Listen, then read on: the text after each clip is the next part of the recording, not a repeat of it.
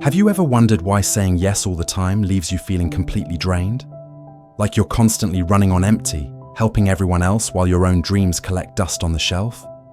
What if I told you that the word no isn't selfish? It's actually one of the most powerful tools you can use to transform your entire life.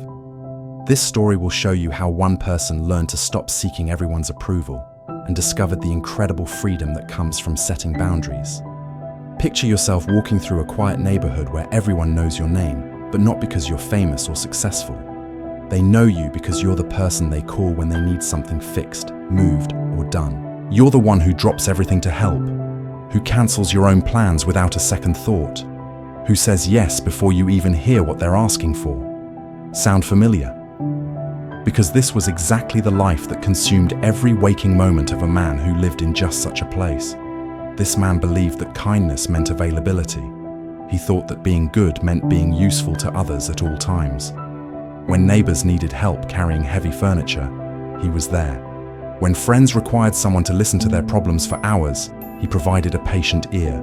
When acquaintances asked for favors that took entire weekends, he smiled and agreed without hesitation. His reputation as the helpful one spread throughout the community like wildfire.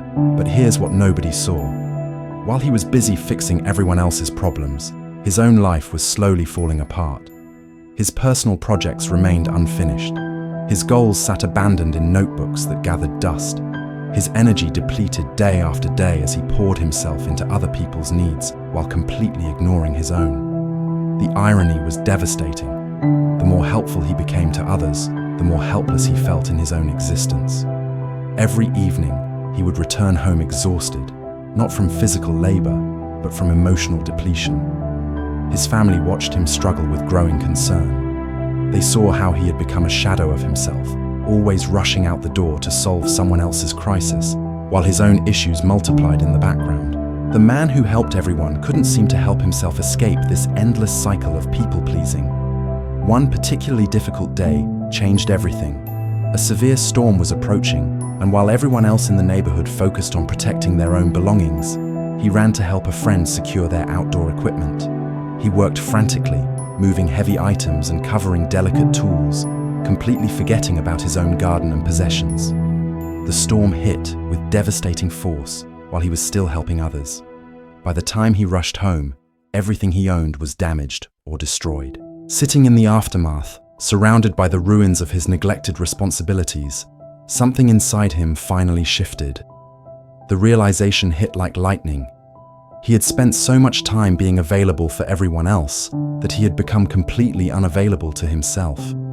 The very kindness he thought was making him a better person was actually destroying his life piece by piece. This moment of clarity led him to seek wisdom from an elderly teacher who lived quietly by the river.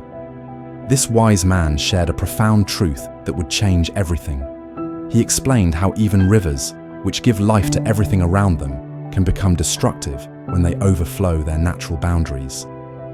Kindness without limits becomes self-destruction. The teacher challenged him to try something revolutionary for 7 days. Before saying yes to any request, he should pause and ask himself one simple question: will helping this person harm me? The concept seemed almost impossible at first. How could he say no when people depended on him? How could he disappoint others when their expectations were so high? But the teacher's words echoed in his mind. Sometimes, the most honest form of self-care is learning to say no. The next morning arrived like a test of courage. His friend Oliver appeared at his door with an urgent request, just like countless times before. But this time, instead of automatically agreeing, he felt his heart racing as he practiced what the wise teacher had suggested. He looked at his own broken fence that had been waiting for repair for months, then back at Oliver's expectant face. The words felt foreign in his mouth as he said them. "I'm sorry, but I need to take care of my own responsibilities today." Oliver's reaction was immediate and intense. Shock, confusion, even anger flashed across his face. "You're actually saying no to me? You never say no." The guilt crashed over him like a wave, making him want to take back those words and return to his old pattern of endless availability. But he held firm, watching Oliver walk away with disappointment written all over his shoulders. Something magical happened in the hours that followed. Instead of rushing around solving other people's problems, he focused entirely on his own broken fence. With each nail he hammered and each board he secured, a sense of accomplishment grew inside him. For the first time in years, he felt genuine pride in taking care of his own needs. The fence that had remained broken for months finally stood strong and beautiful. The next few days brought more opportunities to practice his new boundary-setting skills. Neighbors approached with small favors, expecting the same automatic yes they had always received.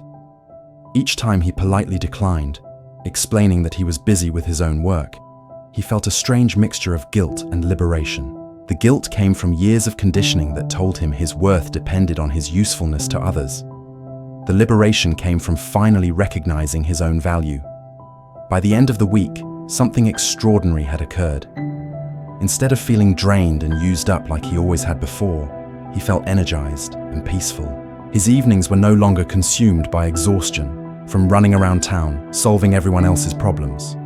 He had time to sit quietly, to think, to plan his own future. The constant anxiety that had plagued him for years began to fade away. When the next storm arrived, it brought with it the ultimate test of his transformation. His roof started leaking badly, and he found himself waiting for someone to offer help the way he had always helped others. But his phone remained silent. No neighbors knocked on his door. No friends appeared to lend a hand. For a moment, disappointment threatened to overwhelm him. But instead of feeling abandoned or angry, something beautiful happened. He picked up his tools and climbed onto that roof himself. Each repair he made with his own hands filled him with a strength he had never known before. As he worked under the grey sky, fixing what was broken in his own life, he realized this was what true independence felt like. Weeks passed, and the transformation became undeniable.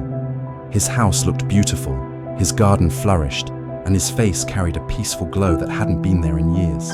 People in the neighborhood began treating him differently too. They stopped seeing him as someone they could call any time for any favor. Instead, they respected his time and his boundaries. Oliver learned to solve his own problems. Neighbors found other ways to handle their small emergencies. The most surprising change was how much more people seemed to value his help when he did choose to offer it. Because his yes was no longer automatic, it became meaningful. When he decided to help someone, they knew it came from genuine care, not from an inability to refuse. His relationships became deeper and more authentic because they were built on mutual respect rather than one-sided dependency. One afternoon, the wise teacher visited to see how the experiment had unfolded. He walked through the well-maintained garden, noticed the repaired fence and the fixed roof, and saw the calm confidence in the man's eyes. With a knowing smile, he asked, "So tell me, did the world fall apart when you stopped saying yes to everyone?" The answer came with a gentle laugh. "No, it didn't fall apart. My world finally came together." The teacher nodded with deep satisfaction. "You see, when you stop saying yes to everyone else, you finally start saying yes to yourself. That's when real life begins." Those words carried a truth that extended far beyond this one man's story. They spoke to anyone who has ever felt trapped in the endless cycle of people-pleasing. Anyone who has sacrificed their own dreams to meet everyone else's expectations. This transformation revealed a powerful truth about human nature and self-respect. The word no is not an act of cruelty or selfishness. It's an act of self-preservation and authentic love. When you protect your time, energy, and peace of mind, you're not taking away from others. You're ensuring that you have something genuine to give when you choose to give it. Your time belongs to you. Your energy is yours to invest. Your peace of mind is precious beyond measure. The world will only respect you when you start respecting yourself.